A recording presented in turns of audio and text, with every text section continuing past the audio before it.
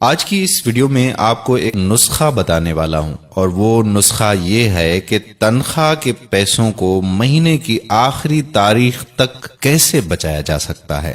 تو اس حوالے سے آج کی اس ویڈیو میں آپ سے ہوگی بات۔ یہ واقعہ ایک سعودی نوجوان کا ہے۔ یہ اپنی زندگی سے مطمئن نہیں تھا۔ اس کی تنخواہ صرف 4000 ریال تھی۔ شادی شدہ ہونے کی وجہ سے اس کے اخراجات اس کی تنخواہ سے کہیں زیادہ تھے۔ مہینہ ختم ہونے سے پہلے ہی اس کی تنخواہ ختم ہو جایا کرتی تھی اور اسے قرضہ لینا پڑتا تھا۔ یوں وہ آہستہ آہستہ قرضوں کی دلدل میں ڈوبتا چلا جا رہا تھا، اور اس کا یقین بنتا جا رہا تھا کہ اب اس کی زندگی اسی حال میں ہی گزرے گی۔ باوجود یہ کہ اس کی بیوی اس کے مادی حالت کا خیال کرتی، لیکن قرضوں کے بوجھ میں تو سانس لینا بھی دشوار ہوتا جا رہا تھا۔ ایک دن وہ اپنے دوستوں کی مجلس میں گیا۔ وہاں اس دن ایک ایسا دوست بھی موجود تھا جو صاحب رائے آدمی تھا، اور اس نوجوان کا کہنا تھا کہ میں اپنے اس دوست کے مشوروں کو قدر کی نگاہ سے دیکھتا تھا۔ کہنے لگا کہ میں نے اسے باتوں باتوں میں اپنی کہانی کہہ سنائی اور اپنی مالی مشکلات اس کے سامنے رکھی۔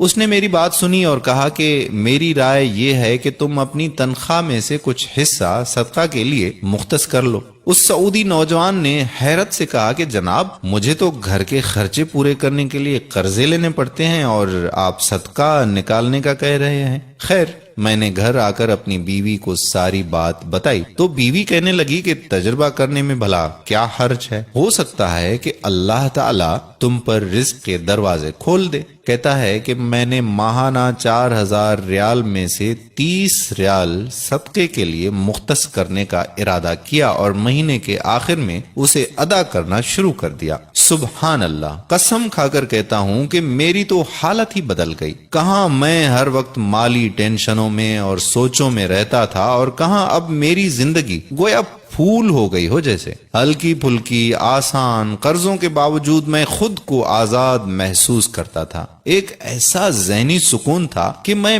بیان نہیں کر سکتا۔ پھر چند ماہ بعد میں نے اپنی زندگی کو سیٹ کرنا شروع کر دیا، اپنی تنخواہ کو حصوں میں تقسیم کیا، اور یوں ایسی برکت ہوئی جیسے پہلے کبھی نہیں ہوئی تھی۔ میں نے حساب لگایا اور مجھے اندازہ ہو گیا کہ کتنی مدت میں انشاءاللہ قرضوں کے بوجھ سے میری جان چھوٹ جائے گی۔ پھر اللہ جل شانہ نے ایک اور راستہ کھولا، اور میں نے اپنے ایک عزیز کے ساتھ اس کی پراپرٹی ڈیلنگ کے کام میں حصہ لینا شروع کر دیا۔ میں اسے گاہک لا کر دیتا اور اس پر مجھے مناسب پروفٹ حاصل ہو جاتا۔ الحمدللہ، میں جب بھی کسی گاہک کے پاس جاتا وہ مجھے کسی دوسرے تک رہنمائی ضرور کرتا۔ میں یہاں پر بھی وہی عمل دہراتا کہ مجھے جب بھی پروفٹ ملتا میں اس میں سے اللہ کے لیے صدقہ ضرور نکالتا۔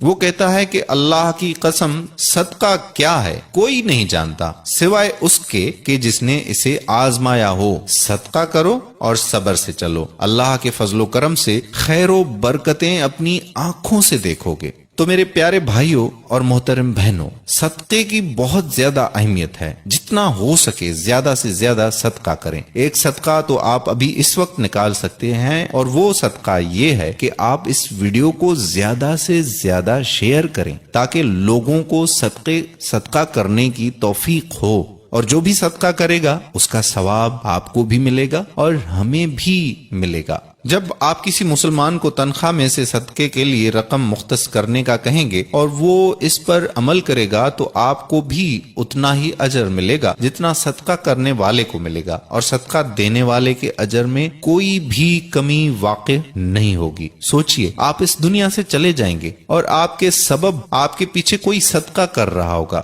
صدقے کی نیت سے اس ویڈیو کو زیادہ سے زیادہ اپنے دوستوں احباب کے ساتھ شیئر کریں۔ آخر میں وہی التجا کہ آپ ہمارے یوٹیوب چینل لرن قرآن ویب کو سبسکرائب کر لیں اور بیل کے آئیکن کو بھی پریس کر لیں، اور ساتھ ہی ہمارے فیس بک پیج لرن قرآن ویب کو لائک کر کے سی فرسٹ کر دیجئے، تاکہ یہاں پر جتنی بھی ویڈیوز اپلوڈ ہوا کرتی ہیں ان کا نوٹیفیکیشن بر وقت آپ کو مل جایا کرے۔ آنے والی ویڈیو تک ہمیں دیجئے اجازت۔ اللہ حافظ۔